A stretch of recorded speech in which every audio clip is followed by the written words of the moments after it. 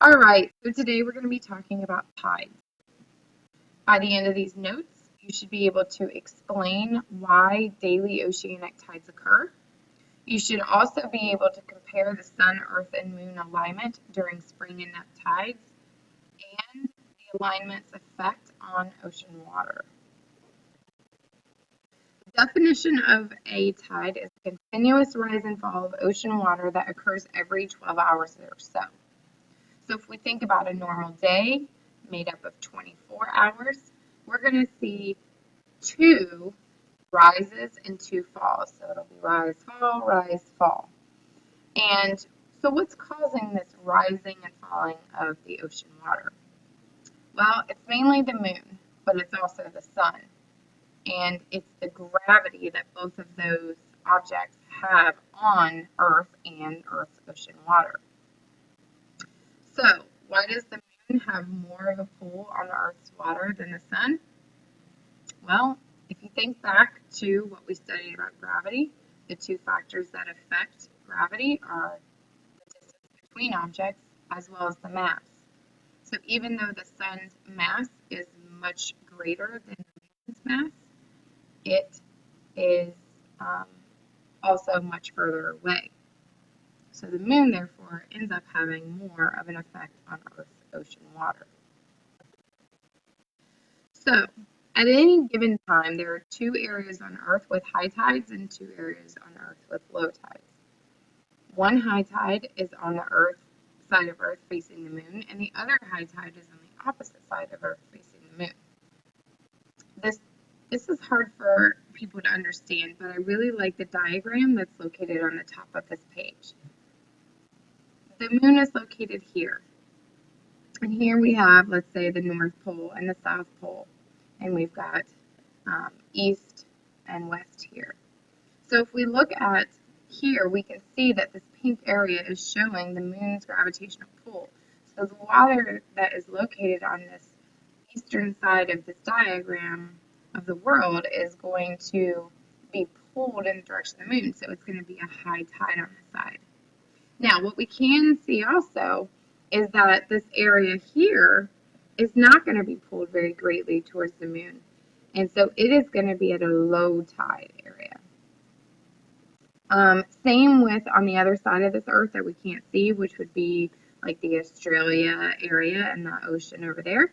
It would be a low tide.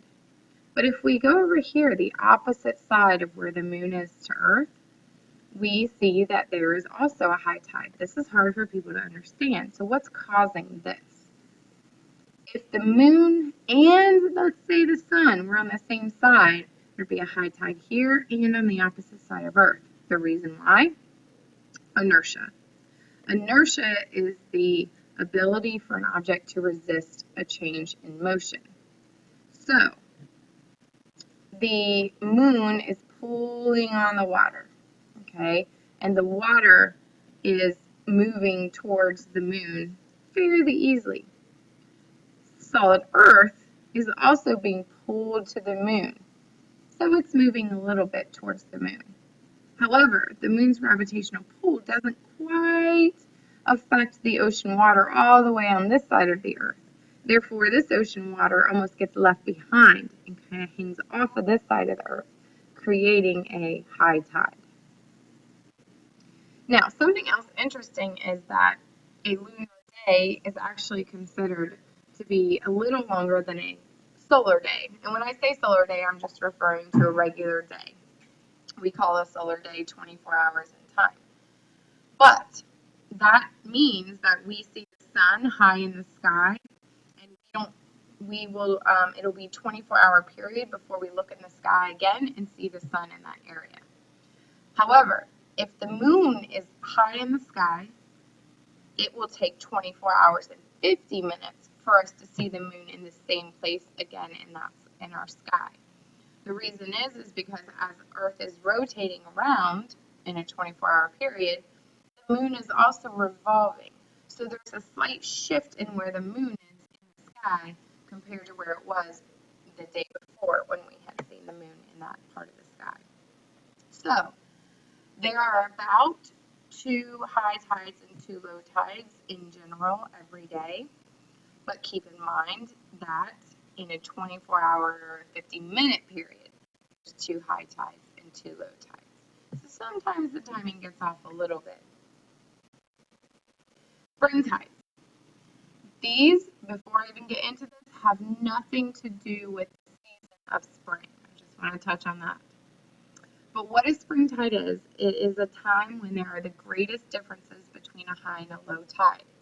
So going back to the definition of what is a tide, it's the rise and fall of water.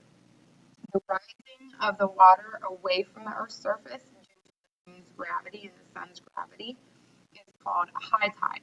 The falling of the ocean water back to Earth is called a low tide. So when we have really, really high tides and really, really low tides on one part of the Earth, we know it's because it is a time of spring tides, where it's the greatest differences between the high and low tides. When do these spring tides occur? When the sun, moon, and Earth are in a line.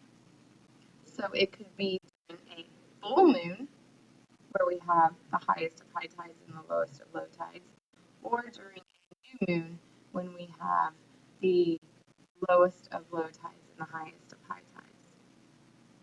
There are 2 spring tides during every moon revolution, because we've already talked about as the moon revolves around one time, there's 8 main moon phases. So there is 1 new moon phase as it revolves around and 1 full moon phase as it revolves around.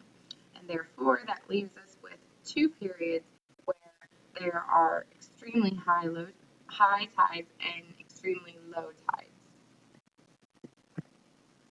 Neap tides or neap tides. This is the time where the high tides aren't that high and the low tides aren't that low. So if you were sitting on the beach, you wouldn't notice much of a difference between the high and low tides of the day. Notice here that the alignment of the sun is at a right angle, not at a straight line.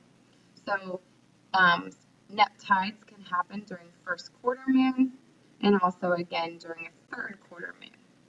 And this is because the sun is pulling in this direction on the water, while the moon will be pulling in the opposite direction. And therefore, you don't really get that high of a high tide, and you don't really get that low of a low tide. Okay, so here are some helpful videos and some simulations. And what I really would like for you to do is take some time and click on each one. Now remember that you cannot click on them from the video. So I did post this presentation into Blackboard. You need to go into Blackboard under second quarter in the moon folder, scroll down until you see presentation number 3, and then go to the last slide, make sure you're in presentation mode, and then click on these links. You'll notice that on your notes you're supposed to add one important fact that each one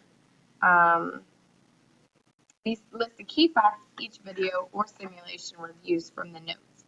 So make sure you take time to look at these. There's only one that's a little bit longer, but it's worth your time.